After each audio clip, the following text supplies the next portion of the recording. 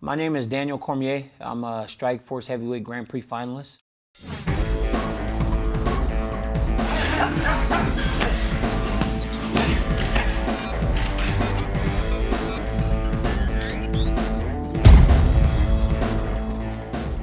I'm from Lafayette, Louisiana. I grew up there. Went to college at Oklahoma State University. Was an NCAA All-American finalist. Afterwards, I was a 6-time U.S. National Wrestling Champion and 2-time Olympian, world bronze medalist. So I had a very good career in wrestling. And lived in Stillwater, Oklahoma for 10 years and then moved out here to San Jose 3 years ago.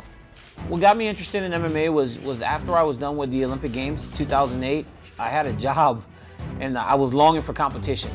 And I know I didn't want to wrestle anymore, but I wanted to use the skill that I've attained over the course of a lifetime to actually do something competitively. So mixed martial arts was blowing up and I was like, you know what, man, I want to give this a try. I chose to train at AKA because it's the best place in the world to train, man. I mean, you got Cain Velasquez, Mike Kyle, Kyle Kingsbury, and just a number of high-level guys to hone your craft with on a daily basis. So the guys that have helped me the most here have been Javier Mendez. Bob Cook's been my backbone here.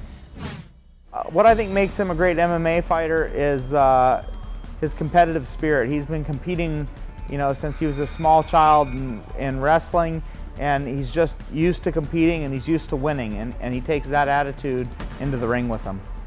Daniel's he's a real fun guy. He's outspoken. He's a prankster.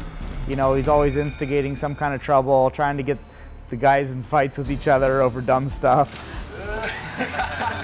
This is how we say good morning every day. Without the kiss, our day can't start. Being Javier, our day always starts without a kiss. See that? Yeah. So it's not like he never says no, so I don't really have to stop. Right? Yeah. Like, no is a no. Now he said no, so now I'll stop kissing him. But Javier's done a great job for me, helping me. Javi, Jasper, our jiu-jitsu coaches, Dave Camarillo, even though he's gone now, he helped me a lot. And now Leandro Vera's doing a great job. So Leandro Vera, the jiu-jitsu coach, the one guy that actually makes me like jiu-jitsu. Don't know how it happened. My activities outside of the gym are playing video games. I'm a huge Xbox Live guy. Mostly I play basketball, NBA 2K12. I'm a big-time basketball player, and a guy actually challenged me on Twitter the other day, and I just beat him. It was just ruthless, and I put the score on Twitter too because he should have known better than to challenge me. I like to read. I read a lot. I'm a big-time James Patterson fan. I read all of his books, even the Women's Murder Club. Outside of the gym, I think the thing that defines me now is that I'm a dad. I've got 2 young babies, and more than anything, more than any accomplishment, my kids are my reason to do all this. I mean, I enjoy competition, I enjoy fighting, but if this wasn't a way for me to provide for them and give them a great life and living, I don't think I could even do it.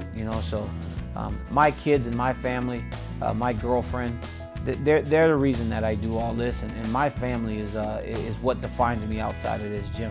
If I had to give advice to any kids aspiring to be mixed martial artists now, I would tell them to be committed to learning every aspect of this game. This thing's evolving faster than any of us could have ever imagined. So commit yourself to wrestling, commit yourself to jiu-jitsu, learn to stand up, and not only just being a boxer, learn kickboxing, learn Muay Thai, learn all the skills that you're going to need in order to be good in the sport, because in a few years, having one dominant skill isn't going to be enough anymore. What makes me unique is just I'm okay with just standing there and fighting.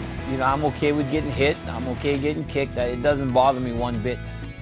My short-term goals, it's what I'm focused on right now. Like, obviously, everybody's going to tell you that their goal is to be the best in the world. Well, that's out there. I mean, it's out there. And when I started, that was my long-term goal. And as we've progressed, it's getting closer and closer. So now I'm actually inching my way up to the top. But my immediate goal right now is to win my next fight and become the Strikeforce Heavyweight Grand Prix champion. And then as I move forward, I can start to focus on another short-term goal.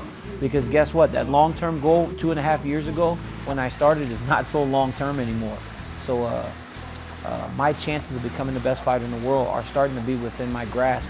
And I think that's because I've committed myself to a whole bunch of short-term goals as I've gone on my career. Well, this is just personal for me. Thanks, guys, for all the support.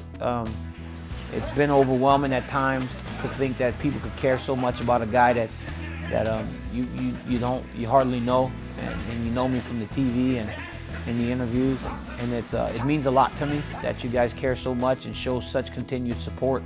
I appreciate it. I'm going to continue to fight as hard as I can for you guys, and continue to put on great shows and carry myself in the way that a champion should. So thanks.